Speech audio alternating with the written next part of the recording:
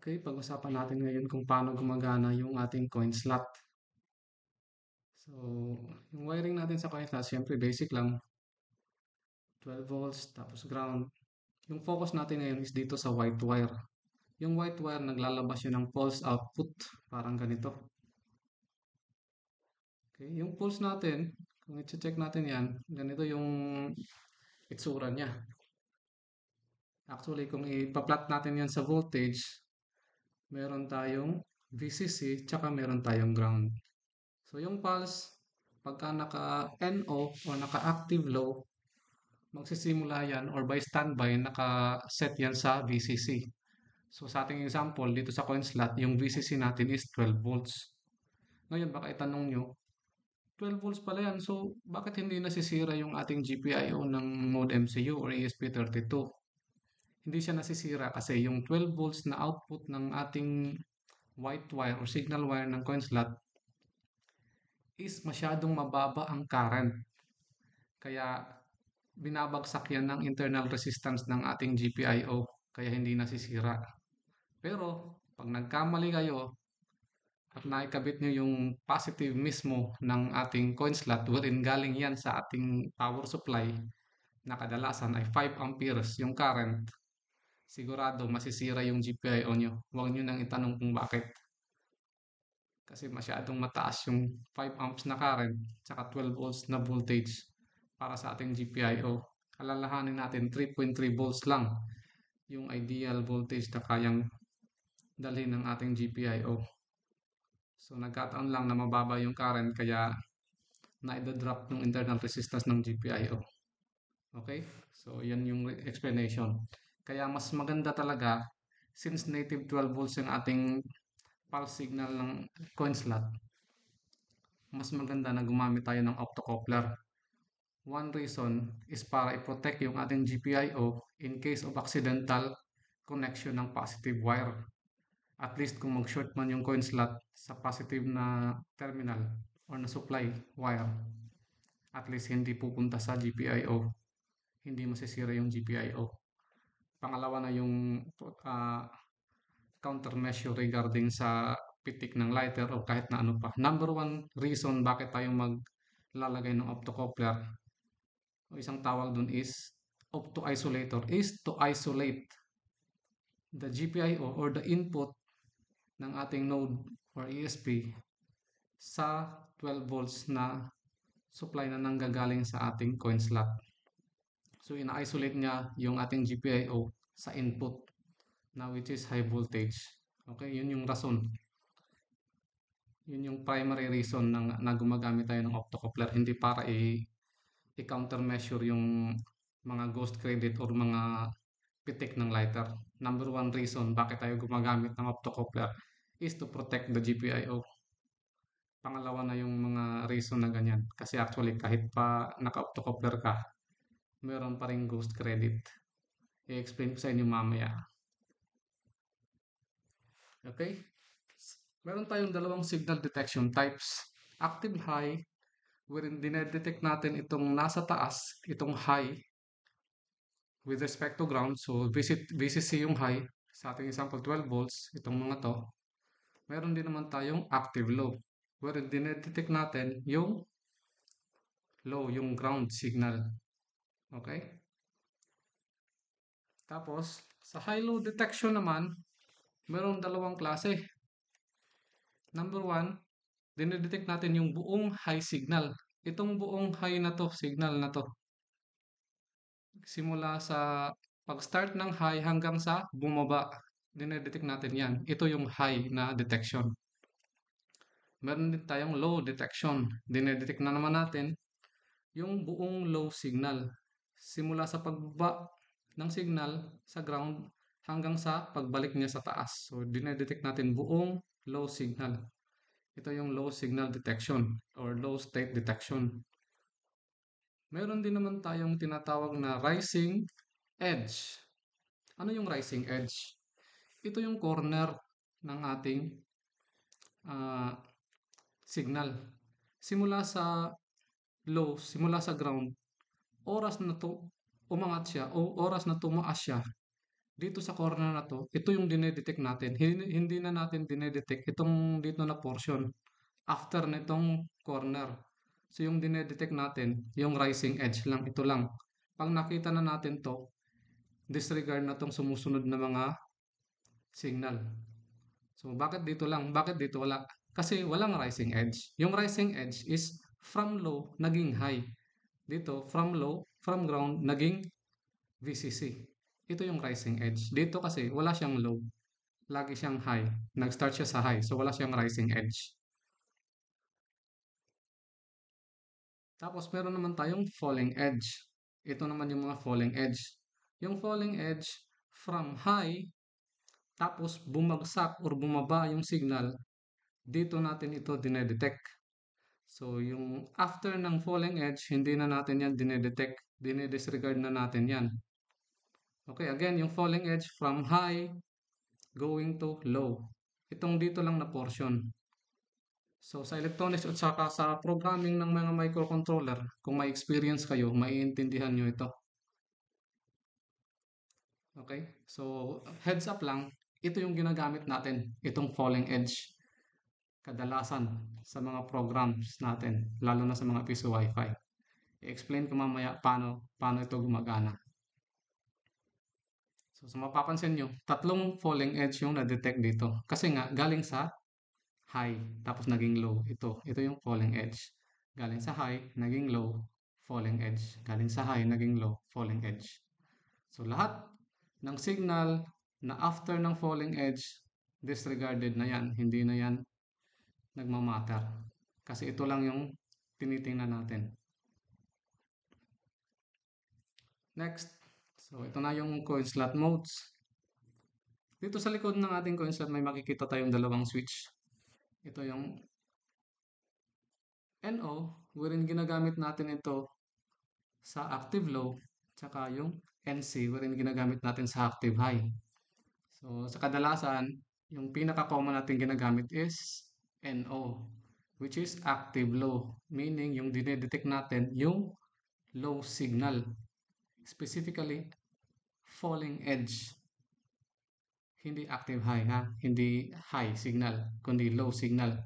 Kaya kung mapapansin nyo, pag nilagay nyo yung 3.3 volts sa coin slot pin, hindi nagre-credit. Pero pag nilagay nyo yung ground sa coin slot pin, nagre-credit siya. Kasi nga, active low yung ating coin slot pin, yung ating GPIO ng coin slot. So ito namang sa baba na switch, fast, medium, tsaka slow, ito yung nagde-determine ng pulse width. Gaano kahaba yung ating pulse signal. So i-demo ko yan mamaya. So ito yung switch. Ito yung importante na gagamitin natin. By default, ideally, iset natin yan sa NO. Kasi yung ating board, yung ating system, naka-active low. Okay? Naka-active low yan. So, recommended naka-NO yan. So, ano nga ba yung active high or NC? So, clinat natin yan sa voltage. Ganito yan. So, on standby, naka-ground siya. Naka-ground siya. Tapos, pag naghulog tayo ng coin, sa limbawa, 5 pesos, aangat yan ng 5 beses. Ganyan. Tapos, lastly, babalik naman siya sa ground, sa low. So, 5 piso yung hinulog natin, 5 beses din siya aangat. 5 beses siya magbibigay ng high signal. Ito yung active high. Pagka active low naman, during standby, naka-high na siya. Nasa 12 volts na siya or nasa VCC na siya kung ano man yung native voltage ng inyong input. So sa example natin sa coin slot, naka 12 volts na siya. Tapos pag naghulog ka ngayon ng 5 pesos, bababa yan ng 5 beses. Tapos babalik naman sa high pagkatapos mong maghulog. So ito yung active low. Galing siya sa high, magbibigay siya ng 5 signal pag naghulog ka ng 5 pesos. Magbibigay siya ng 5 low signal. Okay? I-verify natin ngayon sa actual kung tama nga yung sinabi ko regarding sa pulse behavior ng ating coin slot. Meron akong ginawang simpleng code dito para i-monitor natin yung output na pulse ng ating coin slot. So yung settings ng coin slot is naka NO tapos naka fast dito sa likod. Try natin hulugan ng 5 pesos. Kung mapapansin nyo, nagsimula siya sa high. 'Di ba? Tapos nagbigay siya ng low, tapos nag-high ulit, low, high, low. So, kung bibilangin natin, 5 low signal yung binigay niya. Tapos yung time is 30 milliseconds. So, mamaya i-discuss natin kung para saan itong time na to. Sa high naman 100 milliseconds. So, itong malaking value nito ng time kasi on standby, di ba naka-high siya pagka active low or naka-NO yung ating coin slot. Kaya simula nung pinower on natin yung Node MCU, ito na yung time niya na naka-high kasi on standby, naka-high siya, di ba? Ngayon, ilipat natin sa NC naman para maging active high. Tapos maghulog tayo ng 5 piso. So kung mapapansin natin ngayon, nagsimula siya ngayon sa low. Tapos naging high. So bumaliktad yung time. Kanina, yung low yung 30 milliseconds, yung high yung 100 milliseconds. Ngayon, yung high naman yung 30 milliseconds. So 5 high yung binigay niya. 1, 2, 3, 4, 5. Nagsimula siya sa low kasi on standby naka-low siya, di ba? Itong malaking number, ito yung time from the start na pinower on natin yung Node MCU. So para makita nyo rin yung yung ibang settings, papakita ko sa inyo. Clear ko muna to. Okay.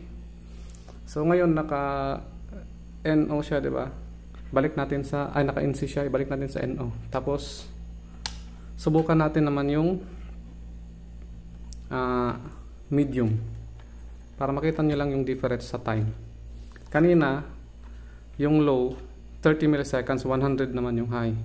Pag isinet mo yun sa medium, ang mangyayari naging 50 milliseconds na ngayon yung low, ganun pa rin yung high, 100, 101. So on average nasa 100. Yung low naging 50 milliseconds kasi ito yung medium. Pagka sinet naman natin sa slow,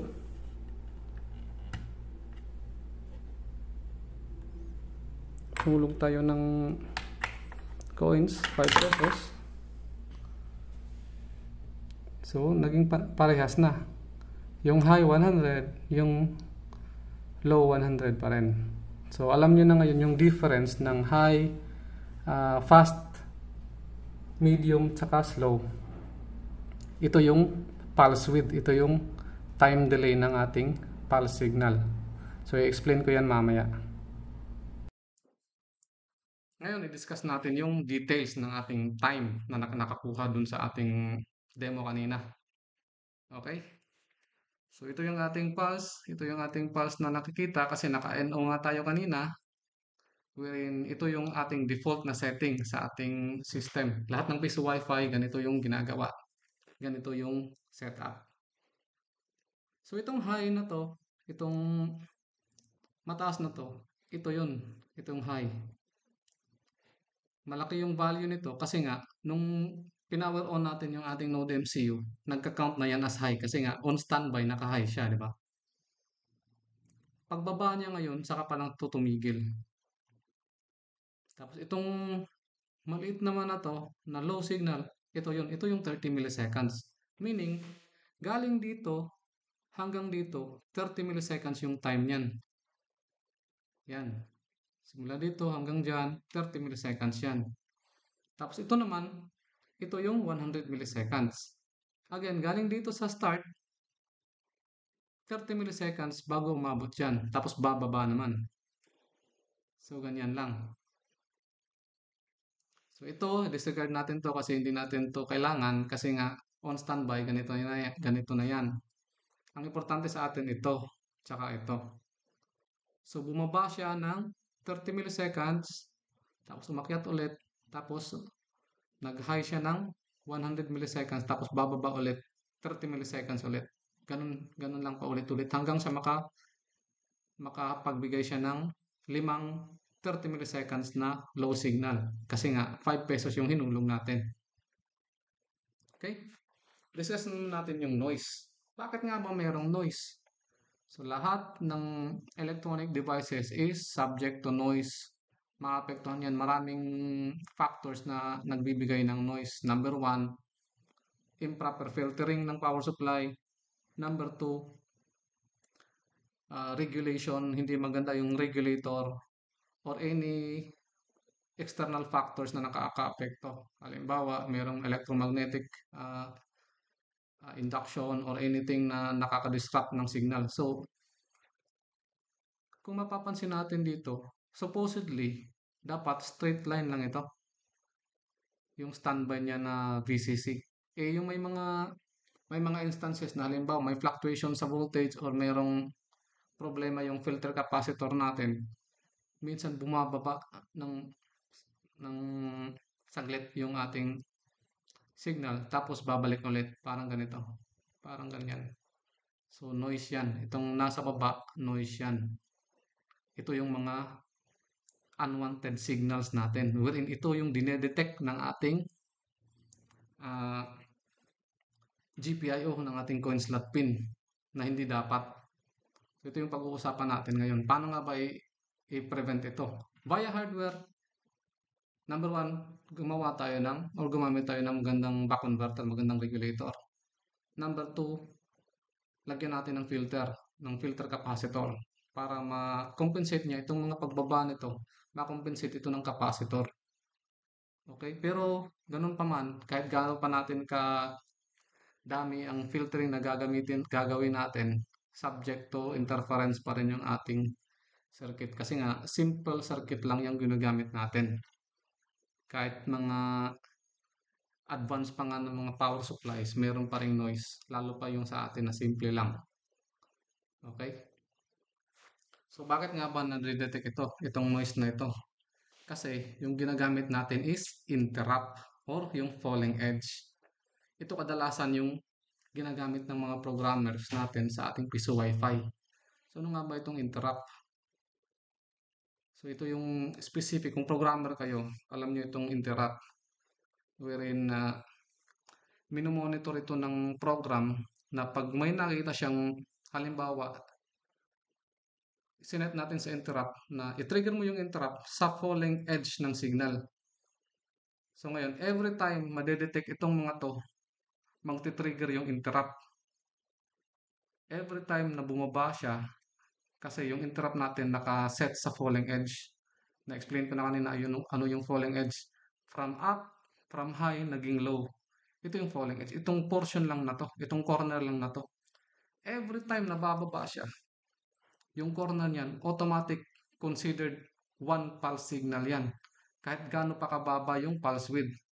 Kahit isang milliseconds lang, automatic isang pulse width yan. Isang pulse yan na detection ng ating interrupt. So, ito yung mga detection points niya. So, pag halimbawa, mayroong noise dito na isa na bumaba. Instead na 5 pesos lang yung hinulog mo, instead na 5 pulse lang yung ibigay, naging 6 kasi meron kang nakitang isang pagbaba dito kasi mayroong noise. Okay? Yan yung disadvantage ng interrupt or ng falling edge detection. Although maganda ang interrupt kasi mabilis. Kaya lang, sa application ng ating piso Wi-Fi or ng ating mga system, hindi ganun ka-importante yung bilis ng ating detection kasi nga mahaba yung ating pulse width. Kung nakikita nyo kanina sa example na pinakita ko, 30 milliseconds. So, hindi ganun ka-stricto. 30 milliseconds pag naka-fast, ito yung pinakamababang pulse width na binibigay ng coin slot.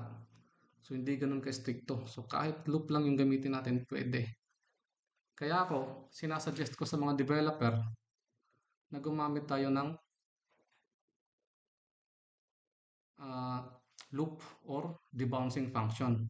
But before that, ay discuss muna natin kung paano nagkakaroon ng noise or ng mga extra credits or excess credits or ghost credit sa ating coin slot. So itong kung makikita parang mapapansin natin para siyang smooth lang, 'di ba? Yung ating pulse. Pero pag i-zoom in natin itong naka-square na to, i-zoom in natin 'yan. Ito yung nasa loob niyan, parang ganito.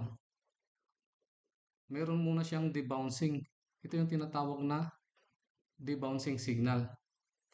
Galing sa high, hindi yan directly bababa. Hindi yan smoothly bababa. Meron pa yung mga noises or mga debouncing signals bago pa mag-stabilize. Ang problema ngayon, marami siyang falling edge. So instead na 1 lang yung i-detect ng ating program, nagiging 3. Supposedly 1 pulse lang ito.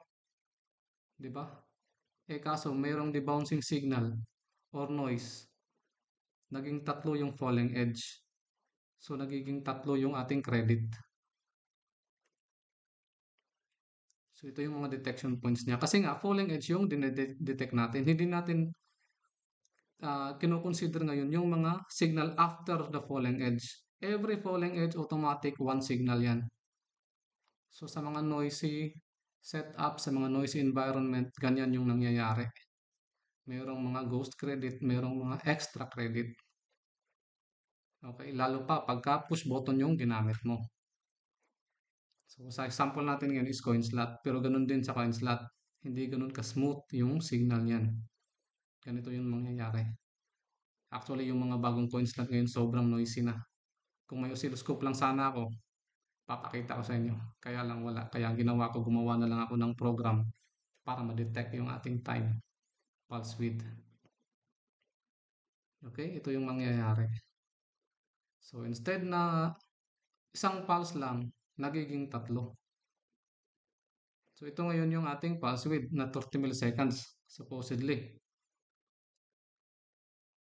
Kaya lang hindi natin ito kino-consider kasi yung tinitingnan natin yung falling edge lang.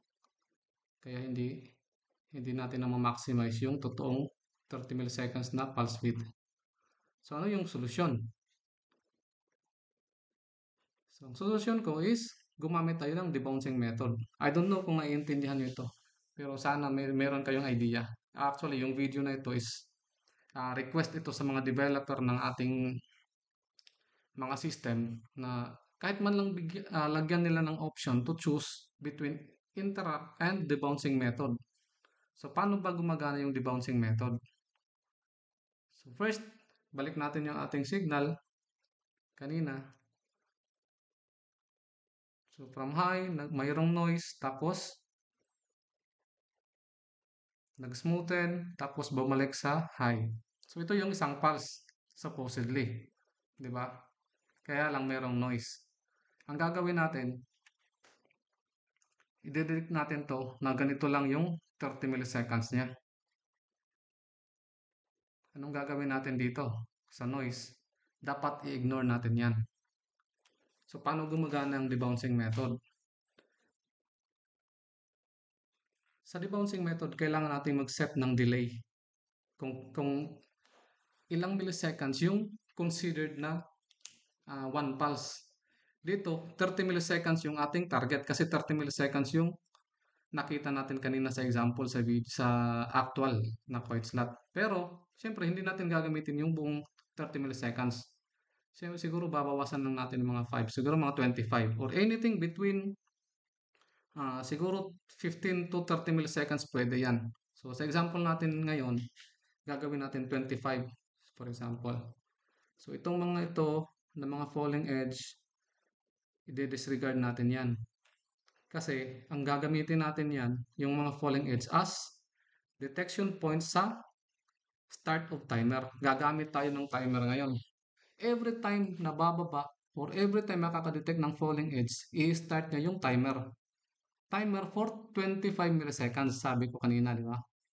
Hindi 30. Actually, pwede 30. Pero syempre, kailangan natin maglagay ng tolerance kasi hindi naman all of the time 30 milliseconds yan. Siguro mayroong minsan 29, 31, ganyan. So, babaan natin nasa 25. Tapos, every rising edge, tatapusin natin yung timer. So, ngayon, yung timer setting natin is 25 milliseconds, di ba? So, pag bumaba yan sa falling edge, start ng timer. Tapos, pag umakyat siya sa rising edge, stop ng timer. Check natin yung time. So, hindi abot ng 25 milliseconds. So, meaning, uh, invalid siya na pulse. Tapos, baba ulit. Tapos, akyat ulit. Check yung time. Ilang milliseconds, hindi rin aabot ng 25 milliseconds. So, disregard ulit. Next, baba ulit. Start ng time. Ngayon, nag-start ng time. Pag umabot ng 25 milliseconds, check mo ulit yung time. Naka-low pa rin. So, meaning, ito yung signal confirmation natin. Pag umabot ng 25 milliseconds na naka-low pa rin yung signal, ito yung confirmation natin na ito yung legit na one pulse. Hindi rin pwede nating palampasan ng gawing 31 kasi nga 30 milliseconds lang. Halimbawa, ginawa natin itong 31 or 35 milliseconds, pagbagsak niya ng falling edge, start ng time. Ngayon, magka-count siya. Magka-count. Pag umabot ng 35 milliseconds, pag check niya ulit, wala na. Wala nang low signal. Nandito na tayo sa high. So, meaning, i-ignore niya naman yan. So, kailangan, yung ating debouncing method, kailangan yung low signal umabot ng 25 milliseconds para maging confirm na siya ay legit na pulse signal. So, pagka 25, 26, 27, 28, 29, 30, ganyan, automatic valid pa yan. At least 25 milliseconds yung ating pulse width para maging legit na signal. So, ito yung aking suggestion sa mga programmer. Sa pagkakaalam ko, meron na ito sa ADO na piso Wi-Fi system. Matagal na. Meron silang option doon na gumamit ng interrupt or loop. Nakita ko na yan sa ADO. Ewan ko lang kung nandyan pa rin ngayon. Matagal-tagal na ako hindi nakagamit ng ADO. Pero kung hindi ako nagkakamali, meron sila. The rest, hindi ko alam. Yung ibang piso Wi-Fi, wala akong nakitang gumagamit ng loop. Halos lahat sila gumagamit ng interrupt. We're in falling edge. Paano ko lang nalaman na falling edge? Madali lang. Try nyo gamitin yung D0 ng anong tawag dito? Node MCU. Yung D0 ng Node MCU, walang interrupt yan. Try nyo yan i-assign sa coin slot pin. Hindi gagana. Hindi yan magke-credit. Alam nyo kung bakit? Kasi interrupt nga yung gamit ng ating program. Siyempre, walang interrupt feature yung D0, hindi gagana, hindi yan magde-detect. Pero, pag gumamit ka ng loop function or debouncing method, kahit D0, pwede mong gamitin yan as input ng coin slot. Sa pagkakaalam ko sa 1.5, as per info galing kay Sir Ivan, yung ating coin slot is gumagamit ng interrupt, tapos yung ating bill acceptor gumagamit naman ng pulse debouncing method. Hindi ko lang alam kung gaano kahaba yung pulse width na detection ng debouncing ng ating bill acceptor. Pero I know because sabi ni Sir Ivan, gumagamit ng debouncing method yung ating bill acceptor. Kaya kung meron kayong ghost credit, ang pinakaunang gawin nyo, ilipat nyo sa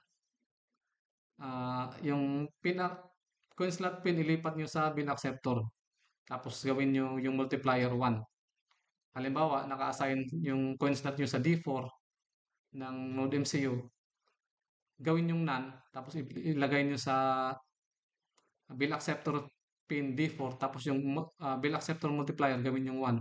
Makikita nyo mawawala yung ghost credit. Okay? Sana may natutunan kayo ngayong araw. Maraming salamat.